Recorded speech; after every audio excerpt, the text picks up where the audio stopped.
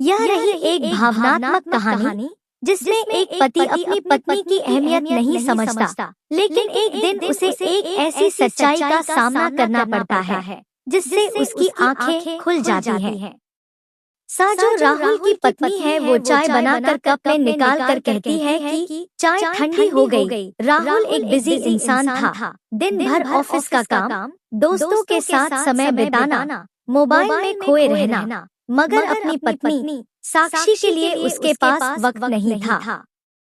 साक्षी हर दिन सुबह उठकर उसके लिए नाश्ता बनाती, उसके कपड़े प्रेस करती और उसे ऑफिस भेजती। शाम को उसका इंतजार करती, मगर राहुल जब भी घर आता बस मोबाइल में घुसा रहता या टीवी देखता। बात करना तो जैसे भूल ही गया था। साक्षी कई बार कोशिश करती, राहुल चलो बैठकर एक कप चाय पीते हैं, बहुत दिन हो गए बात नहीं की आपसे। राहुल बस इतना ही कहता, थका हुआ हूँ यार साक्षी, चाय का मन नहीं है, और फिर अपने कमरे में चला जाता।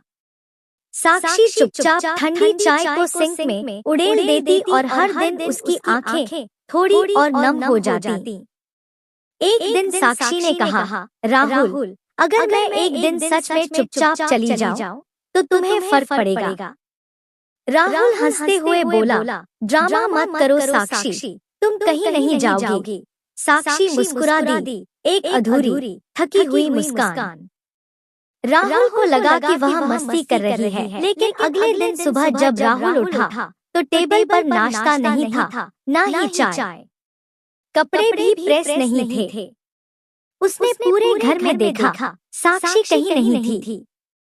टेबल पर बस एक चिट्ठी रखी थी, मैंने बहुत कोशिश की तुम्हारे साथ रहने की, लेकिन तुम्हारा वक्त और ध्यान शायद किसी और के लिए था। मेरी मौजूदगी अगर महसूस नहीं होती तो मेरी गैर मौजूदगी शायद तुम्हें सोचने पर मजबूर कर दे। अपना ख्याल रखना और कभी मेरी ठंडी चाय को याद करना। आपकी पत्नी साक्षी। राहुल जैसे पत्थर बन गया। उस दिन पहली बार उसने खुद चाय बनाई और जैसे ही पहला घूंट लिया उसने महसूस किया वो चाय नहीं थी, वो अकेलापन था। वो रो पड़ा और बहुत देर तक। उस दिन राहुल ने जाना कि रिश्ते समय और ध्यान मांगते हैं, सिर्फ साथ नहीं। और उसे उस दिन समझ आ जाता है कि पत्नी की अहमियत क्या होती है। और कई बार जो चीजें हम रोजाना देखते हैं वही हमारे सबसे कीमती हिस्से होते हैं। जब तक हम उन्हें खो न दें, हमें उसकी अहमियत समझ नहीं आती। दोस्तों, कहानी यही तक। कहानी आप सभी को कैसी लगी कमेंट करके जरूर बताएं और वीडियो को लाइक करें, चैनल को सब्सक्राइब करें। पूरी कहानी सुनने के लिए आप सभी का दिल से धन्यवाद।